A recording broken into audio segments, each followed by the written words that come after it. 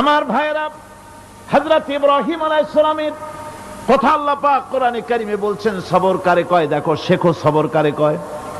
আল্লাহ পাক বললেন, ইব্রাহিম তোমার বিবি আর তোমার নবজাতক এই সন্তানকে রেখে আসো মক্কা নগরীতে। তিনি চলে গেলেন, সেখানে ঘর নাই, বাড়ি নাই, কিচ্ছু নাই, চতুর্দিকে ধুধু বালু আর মরুভূমি। হযরতে হাজরা বলছেন, ইব্রাহিম সামান্য পানি আর খাবার দিয়া আমার সন্তান শুদ্ধ এখানে রেখে যেতেছো, আমি কি অপরাধ করেছি? কোনো জবাব নাই। দুইবার তিনবার বলার পরে হাজরা বলছেন, ইব্রাহিম গো, তবে কি আমার আল্লাহর হুকুম মতো আমারে রেখে যাচ্ছ নাকি? হযরত ইব্রাহিম আকাশের দিকে আঙ্গুল উঁচু করলেন। কথা বলবেন, বাক শক্তি বেরোচ্ছে না।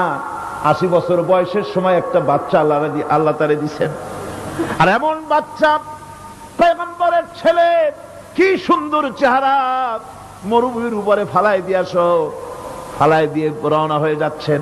মুখ দিয়া কথা সরছে না, আকাশের দিকে দেখালেন। হযরত হাজরা বুঝতে পারলেন। হযরত হাজরা বলেন, ইব্রাহিম কোনো চিন্তা নাই, নিশ্চিন্ত মনে বাড়ি ফিরে যাও। আমি আমার আল্লাহর উপরে এতটা ভরসা করে আল্লাহর হুকুমে যদি আমার এখানে রেখে যেয়ে থাকো, ওই আল্লাহ পাক আমাকে আর আমার কলিজার টুকরা ইসমাইলকে পানিতে আর খাবারে মারবেন না, অবশ্যই তিনি ব্যবস্থা করবেন। ব্যবস্থা হয়ে গেল। হযরত ইসমাইল বড় হয়ে গেলেন। আল্লাহ পাক অর্ডার করলেন, জবাহ করো ছেলেকে। হযরত ইব্রাহিম আলাইহিস সালাম যখন জবাহের প্রস্তাব করলেন, হযরত ইসমাইল তা আপত্তি করতেন, বাবাজি আমার মায়ের আর আমাকে বাচ্চা অবস্থায় ফেলে গেলেন, খাবার দেন নাই, পরার দেন নাই, বছরের পর বছর আমাদের এখানে কাটলো, দেখতেও আসেন নাই, আজ আসছেন জবাহ দিতে। এটা কেমন কথা? কি ধরনের বাপ আপনি? এরকম বলছে নাকি? এরকম বলছে? হযরত ইব্রাহিম আলাইহিস সালাম প্রস্তাবটা কিভাবে পারলেন? আল্লাহ পাক কোরআনে কারিমে দৃষ্টান্ত রেখে দিয়েছেন। আল্লাহ পাক বলছেন, হযরত ইব্রাহিম ছেলেকে বললেন, ইয়া বুনাইয়া, ইয়া বুনাইয়া, হে আমার কলিজার টুকরা লাডলা, হে আমার কলিজার টুকরা সন্তান, ইন্নী আরা ফিল মানাম আন্নী আযবাহুক, আমি স্বপ্নে দেখছি আমি যেন তোমাকে জবাহ করতেছি। ফানজুর মাযা তারা, তোমার রায় কি বলো? আমি তো স্বপ্নে দেখছি যে আমি তোমার জবাহ করতেছি, এখন তোমার রায় কি, তোমার মত কি? হযরত ইসমাঈল আলাইহিস সালাম শুনিয়া দিলেন দৌড়, নাকি না? হযরত ইসমাঈল আলাইহিস সালাম ধৈর্যের প্রতীক। তিনি কি কথা বললেন? তার মুখের কথা কোরআন শরীফে আল্লাহ পাক উঠায় দিলেন। হযরত ইসমাঈল বললেন, ইয়া আবাতি ফাআল মা তু'মারু সাতাজিদুনি ইনশাআল্লাহু মিনাস সাবিরিন, হে আমার পিতা, আপনি যে ব্যাপারে আদিষ্ট হয়েছেন আপনি তা পালন করুন, অবশ্যই আমাকে ধৈর্যধারীদের মধ্যে পাওয়া যাবেন। সুবহানাল্লাহ। এক বর্ণনায় এসেছে, হযরত ইসমাঈল বললেন, আব্বাজান আমি ধৈর্যধারীদের ভিতরে আমারে পাবেন, তবে জবাহ করার আগে আমার হাত পাটা একটু বেঁধে নেন, কারণ জবাহের যন্ত্রণায় আপনার গায়ে যদি আমার হাত পাও লেগে যায় তো বেয়াদবি হয়ে যেতে পারে। আর আমি মরে আমার জবাহ হয়ে যাওয়ার পর আমার রক্ত মাখা জামাটা নিয়া আমার মা হাজেরারে দিবেন, কারণ তাকে মা বলবার মতো আর তো কেউ নাই। হযরত ইব্রাহিম তাকে বাঁধবার জন্য প্রস্তুতি নিলেন। হযরত ইসমাঈল বলছেন, আব্বাজান বাঁধবেন না, বাঁধার প্রয়োজন নাই। বলে, কেন? একবার বাঁধতে বললে আবার তুমি নিষেধ করছো কেন? ছেলে বলছেন, আব্বাজান বাঁধবো না এই জন্যে, হয়তো কিয়ামতেই প্রশ্ন উঠতে পারে যে আল্লাহর হুকুমে রাজি ছিল না বলে হাত পা বাঁধা জবাহ করছে, আমি এই সুযোগ দিব না, আপনি জবাহ করেন, আমি এতটুকু নড়াচড়া করব না। ধৈর্যের চরম প্রতীক হযরতে ইসমাঈল আলাইহিস সালাম দেখাই দিয়েছেন ধৈর্য কারে কয়। শুদ্ধ এখানে ভালো হয়ে যাইতেছে, বাড়ি নাই, ঘর নাই, আমি কোথায় থাকবো, কোথায় আশ্রয় নেব, কে আমারে খাইতে দেবে? তুমি আমার উপর রাগ করছো, কেন ফেলে যাচ্ছ? জবাব নেই। আবার বললেন কেন ফেলে যাচ্ছ? ইব্রাহিমের তো বুক ফেটে যাচ্ছে, বলতে পারতেছেন না, বুক ফেটে যাচ্ছে, সন্তান স্ত্রী এভাবে ফেলে যাচ্ছে, মুখটা মলিন।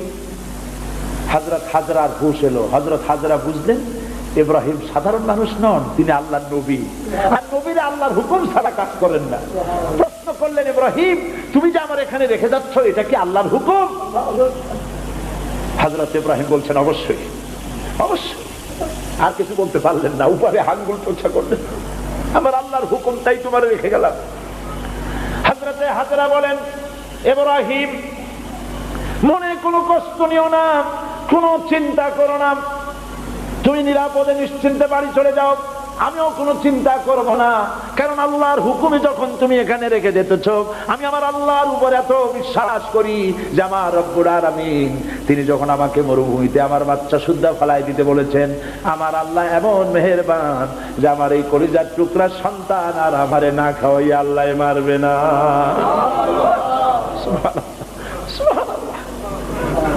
হযরতে হাজরা পানির জন্য দৌড়দৌড়ি করলেন। সাফা মারোয়া আপনারা জানেন, সব জানা কথা, সাফা মারোয়া দৌড়িয়ে দৌড়ি। এই যে পানির জন্য হাজরা দৌড়াইলেন, আল্লাহর কাছে খুব নাপছন্দ হয়েছে নাকি?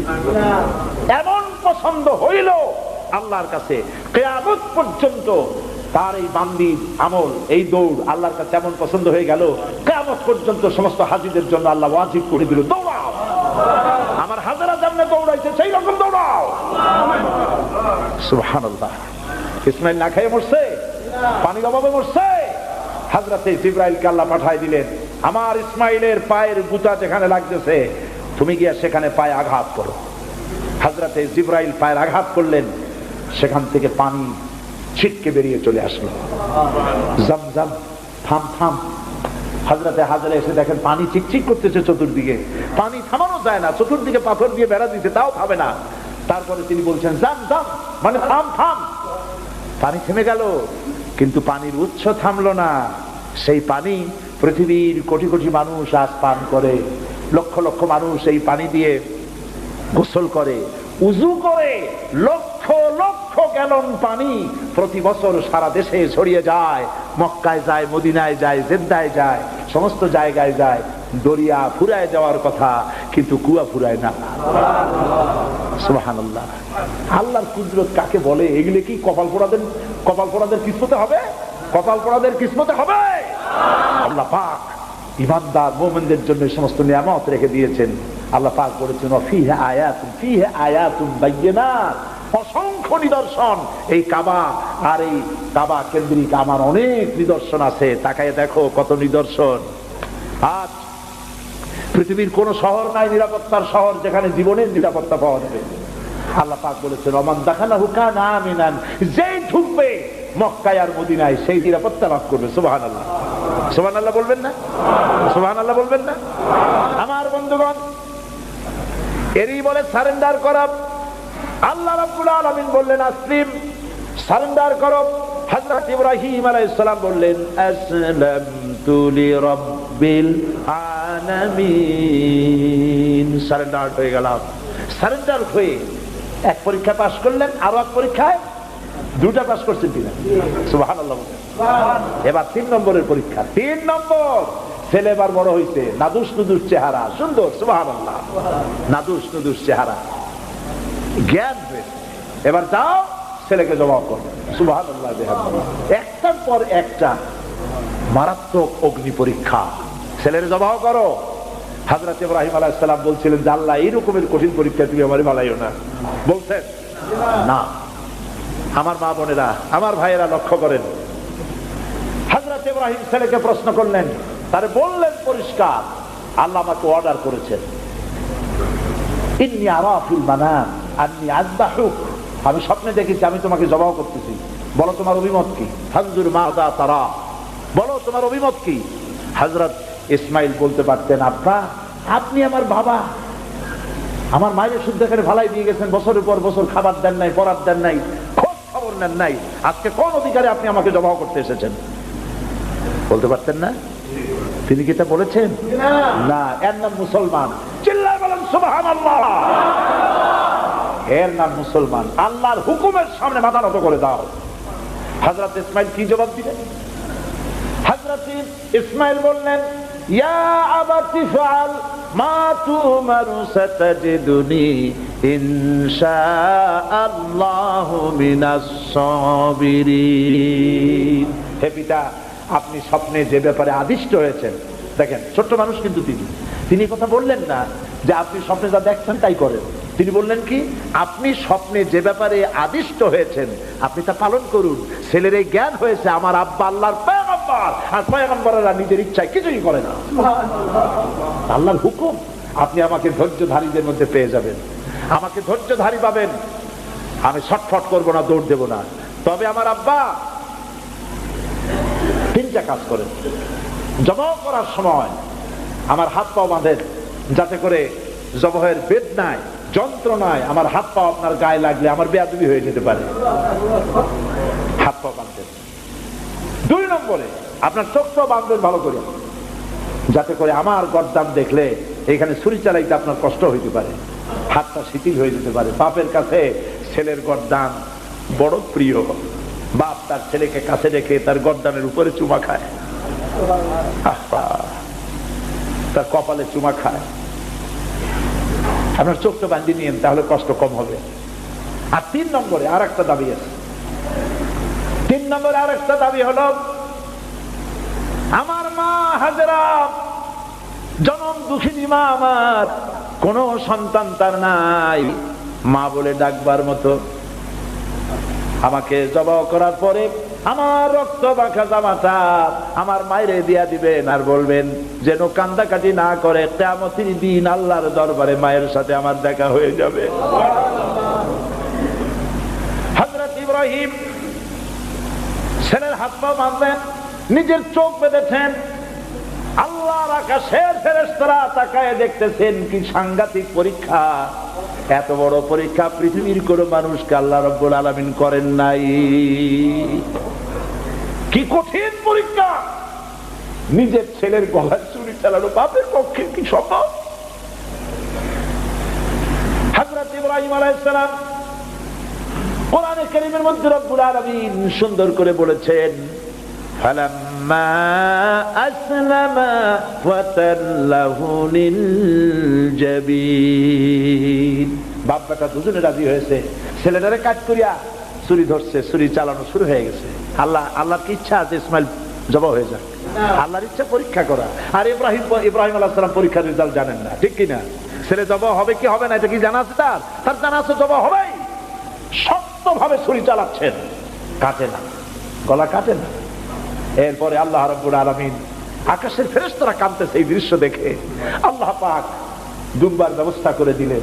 দুম্বা ইসমাইলকে, হযরত ইব্রাহিমের তো চোখ বাঁধা, ইসমাইল আলাইহিস সালামকে সরাইয়া দুম্বার সামনে দিয়েছে, দুম্বা জবাই হয়ে গেছে। আল্লাহ রাব্বুল আলামিন হযরত ইব্রাহিমকে শোনায় দিলেন, ওয়ানাদাইনাহু আইয়া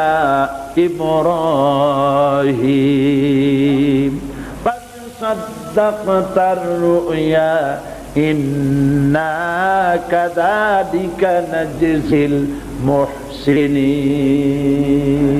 আমি ইব্রাহিমকে দেখে বললাম, ইব্রাহিম তুমি তোমার স্বপ্নকে বাস্তবে রূপ দিয়েছো, আর আমি এইভাবে করে মুহসিনিনদেরকে পুরস্কৃত করে থাকি। সালামুন আলা ইব্রাহিম। ইব্রাহিমের উপরে আল্লাহর শান্তি নাজিল হোক। কিয়ামত পর্যন্ত পৃথিবীর কোটি কোটি মুসলমানেরা নামাজের মধ্যে ইব্রাহিম আলাইহিস সালামের জন্য দোয়া করবে। সুবহানাল্লাহ। দোয়া করেন না আপনারা? কোন সময়?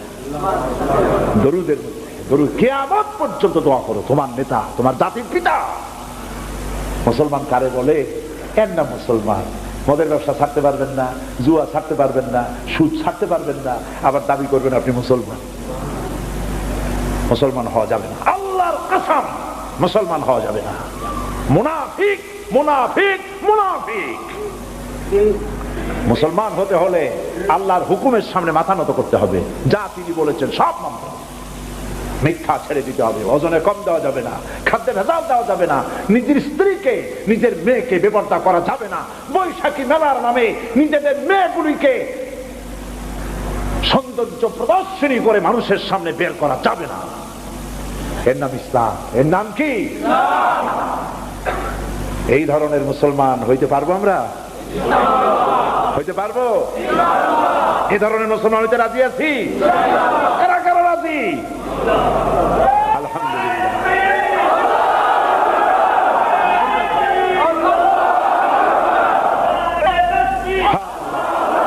বলি আলহামদুলিল্লাহ।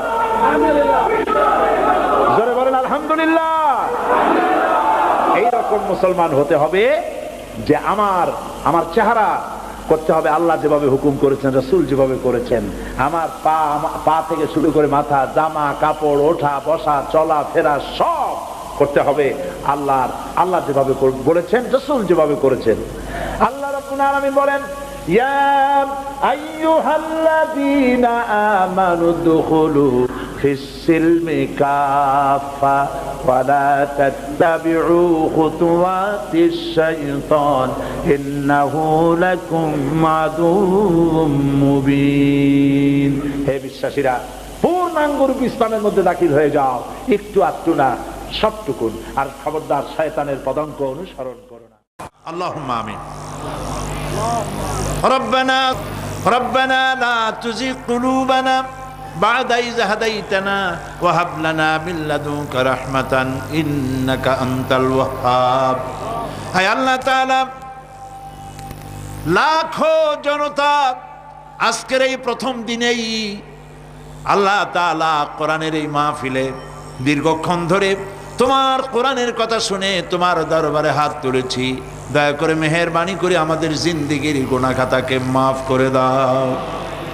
আমাদের মা বাপ মুরব্বিয়ান যারা কবরে চলে গেছে, আল্লাহ তাআলা কবরগুলিকে জান্নাতের টুকরায় পরিণত করে দাও।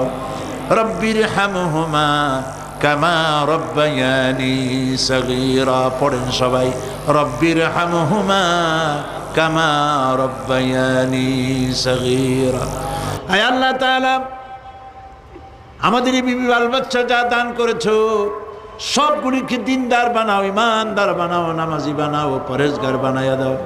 রব্বুল আলামিন, যেই পরকালের কথা, কিয়ামতের কথা আলোচনা করলাম, সেই কঠিন হাসরের ময়দানে যেদিন পায়ের নিচে হবে তামার মতো মাটি, আর মাথার উপরে প্রকাণ্ড সূর্যের তাপে গুনাহগারের মাথার চান্দি ফেটে গিয়া মগজগুলি গলে গলে নাক কান দিয়ে বেয়ে পড়তে লাগবে। জিহ্বাটা পানির পিপাসায় কুকুরের মতো ঝুলে নাভিস্থল পর্যন্ত পড়ে যাবে। ময়দানে সাড়া পড়বে, পানি পানি বলে। আল্লাহ তাআলা ওই দিনে তোমার হাবিবের হাতের কাউসারের পেয়ালা আমাদের নসিব করে দিও। আহ জাতি হ্যায় ফলক पर रहम लाने के लिए, आह जाती है फलक पर रहम लाने के लिए, बादलो हट जा दे दो आह जाने के लिए। रहम कर अपना ना आईने करम को भूल जा, रहम कर अपना ना आईने करम को भूल जा। हम तुझे भूले हैं लेकिन तू न हमको भूल जा। রব্বুল আলামিন, মা বোনেরা কষ্ট করে মাহফিলে এসেছেন, আল্লাহ তাআলা মা বোনদেরকে এমন আমল করার তৌফিক দাও যাতে করে কিয়ামতের দিন হযরত আয়েশা, হযরত খাদিজার সঙ্গে হাসর নসিব হয়ে যায়। রব্বুল আলামিন, এই মাহফিল বাকি 4 দিন তোমার কুদরতি নিজাম দিয়ে আল্লাহ তুমি পরিচালিত করে দিও। সারা বাংলাদেশের মানুষ বিভিন্ন জায়গা থেকে এই মাহফিল আসে। আল্লাহ তাআলা প্রতিবেশী দেশ থেকে আসে, যারা প্লেনে আসেন অথবা গাড়িতে আসেন, পায়ে হেঁটে আসেন, যিনি যেভাবে আসেন, আল্লাহ তাআলা যাতায়াতকে তুমি আসান করে দিও, বিপদ মুক্ত করে দিও, আল্লাহ দুর্ঘটনা মুক্ত করে দিও। যারা বাড়ি ছেড়ে তোমার কথা শুনতে আসে, আল্লাহ বাড়িগুলি, ধন সম্পদগুলি তুমি হেফাজত করো। রব্বুল আলামিন, তুমি আমাদের দিলের মধ্যে তোমার মহব্বত পয়দা করে দাও। আল্লাহ পরকালের ভয় পয়দা করে দাও, আখিরাতের জবাবদেহিতার অনুভূতি সৃষ্টি করে দাও। আল্লাহ তাআলা, তুমি আমাদের দেশটাকে কবুল করো। আল্লাহ তাআলা, তুমি দয়া করে মেহেরবানি করে আমাদেরকে তোমার মকবুল বান্দাদের মধ্যে শামিল করে নাও। আল্লাহুম্মা জাআলনা মিনাত তাওয়াবিন ওয়াজআলনা মিনাল মুতাতাহহিরিন ওয়াজআলনা মিন ইবাদিকাস সালিহিন ওয়াজআলনা মিনাল্লাযী